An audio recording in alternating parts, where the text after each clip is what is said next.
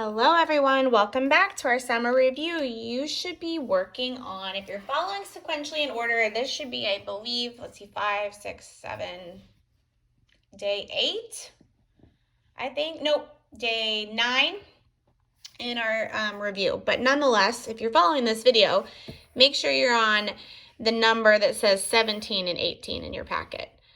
Okay, let's get started. The first thing that you need to do is make sure that you have your name at the top, and let's get going. It says circle the verbs. Remember, a verb is a doing word or an action. Okay, so you must be doing something with a verb. These are great words. They're awesome to put and include into our writing. They give us a lot more sense of something that might be going on. So a teacher, is that a verb? No, this is a noun because it's a person. But if I crawl, or your baby brother crawls or sister, that is actually a verb, okay? If you're thinking or to think, you're doing something. So this is actually a verb. If you leave, you're going away, so that's an action. Time is more of a thing. If you hide, you're actually doing something. If you're spinning, that's a verb. A chair is going to be a thing. Okay, so that's a noun. All right? So remember, a verb is doing something. And we have past, present verbs. And so we'll talk about that more this year in 3rd grade. But there's different tenses of verbs as well. But we have to just remember that it means to do something. Okay, it says all sentences have at least one verb. Circle the capital letters and box the verb in the sentence. So Jace has a capital letter. I has a capital letter. Sprite has a capital letter. I'm going to, it says box the verb this time, so not the punctuation. The verb would be, remember, it's doing something. So what is Jace and I doing? We're both drinking, or we drink, okay? All right, let's move over here. And this one says, write the words in order from smallest to largest. Explain your thinking. Okay, so this is kind of fun. So the smallest to largest. The smallest is going to start on the bottom. So we have tiny, medium, big, huge, small, and giant. Okay, let's see. I'm going to go with tiny because tiny is pretty tiny. Tiny is smaller than small. So tiny is really small. So we've got tiny. And then next to me would be small. Okay, now what would come after that? We've got medium, big, huge, and giant. So I'm going to go with medium. Medium's kind of, it's not as big as big. Medium, and then big. Huge or giant. Something is giant. It was huge. Ooh, let's see. What would go there? I'm going to put giant, big. It was huge. Huge to me seems just like massive. Giant seems like it's pretty big, but huge. Like a giant, I could see would be pretty big, like a couple stories tall, but huge just feels bigger to me, but that's just my opinion. I would love to hear your opinion on it.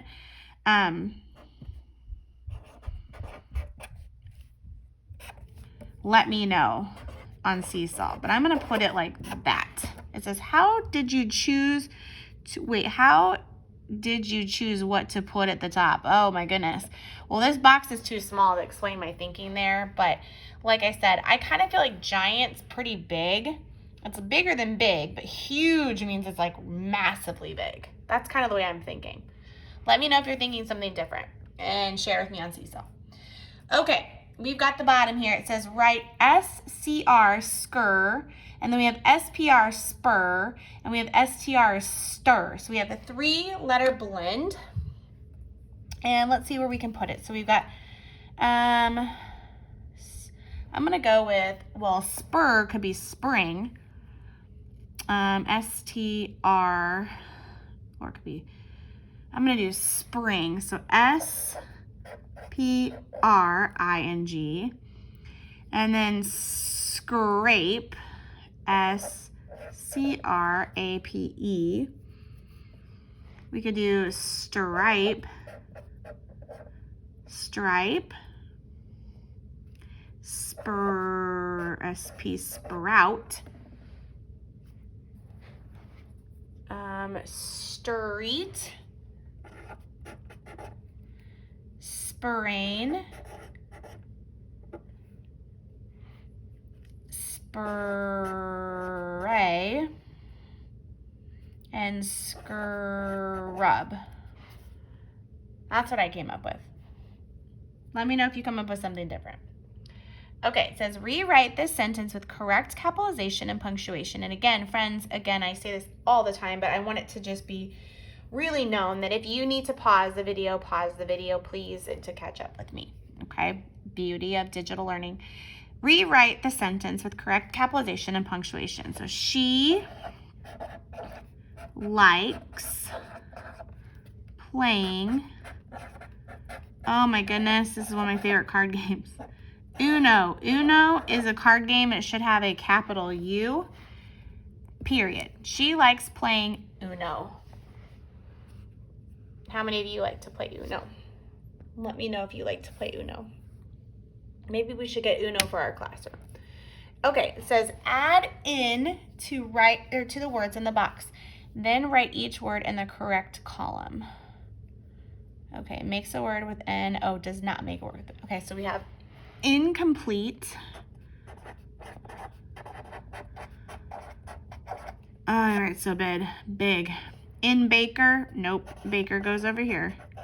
That's not, you don't say in baker. In locked, nope. You just say locked. Invisible.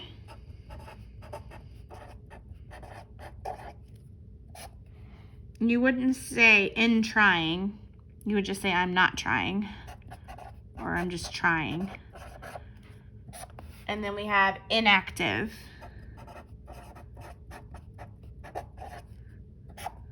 Okay, so double check yours on incomplete is supposed to fit in the inbox. I just have big handwriting.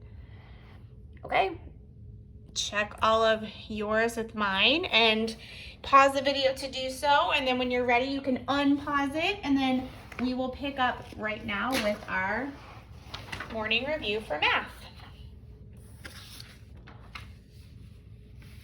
And again, you should have 17 and 18 at the top or on your boxes here for your math morning review for our day 9. And let's get started. I love graphs and data. Okay, it says 3 friends had a lemonade stand. And you have the title of your bar or your picture graph here. It says the number of lemonade glasses sold. And then we've got the people that must have sold them. And then remember, this is so important in a picture graph. Oh my goodness, it's to look for your values. 1 lemon equals 1 glass. This could say 1 lemon equals 2 glasses or 5 glasses. And if you don't notice that, your data or your answers are going to be completely off. So really pay attention to that. So we have Zella, Levon, and Fern. So it says blank sold the most glasses. Who sold the most glasses of lemonade? Levon.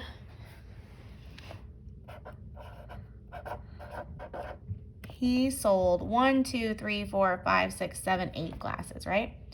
Blank sold 4 glasses of lemonade. Fern.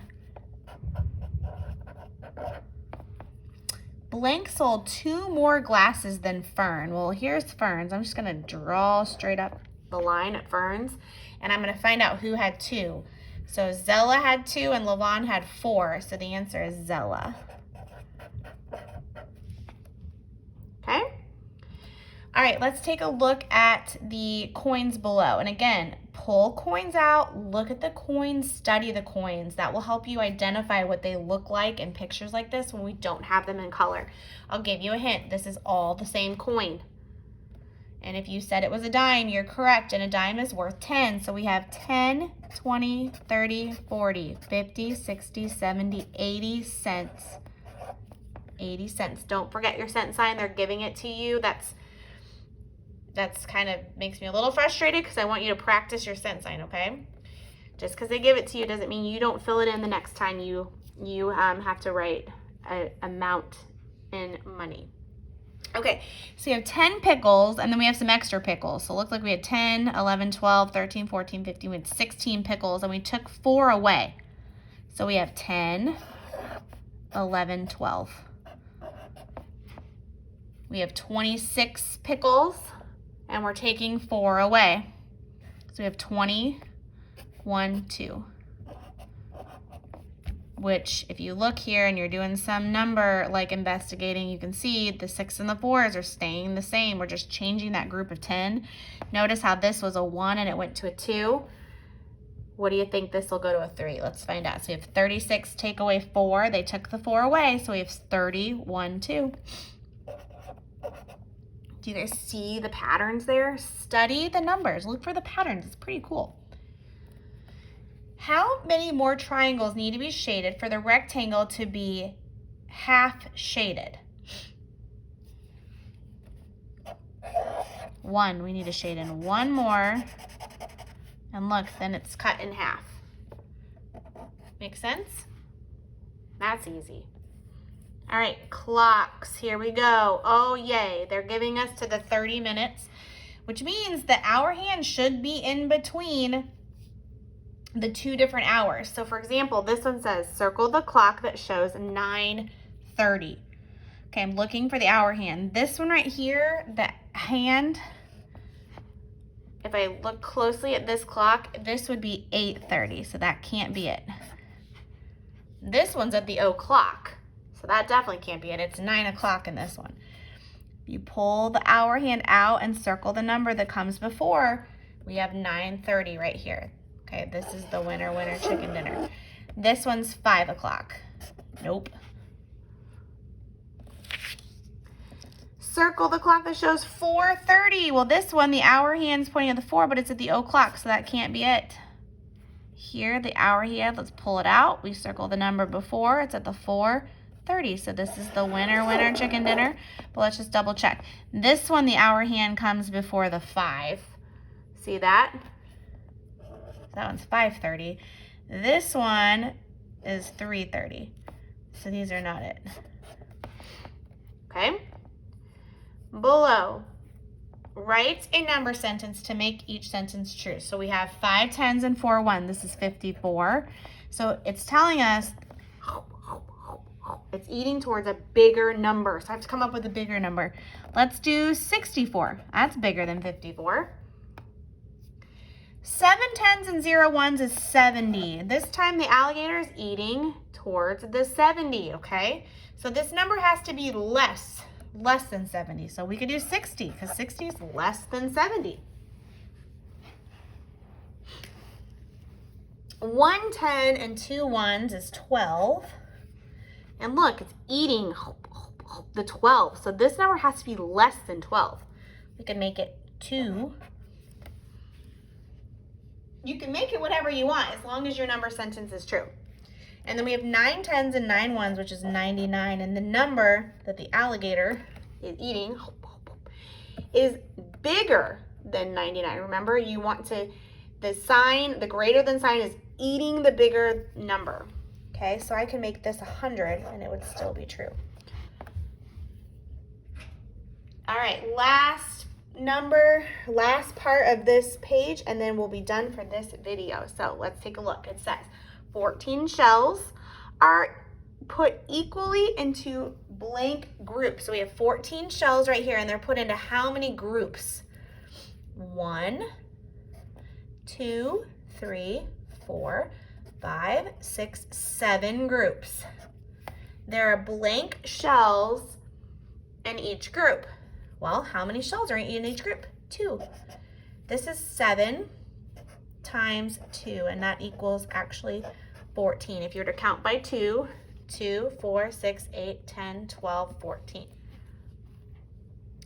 Okay, very last one, and then we're finished with this video. It says, how many halves are shaded?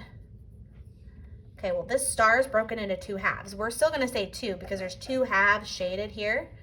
And how many halves are shaded here? There's 1 half. 1 half, don't say 2, because this is not a half, this is actually a 1/4. See that? And 2/4 make 1 half. So that one was trying to fool you.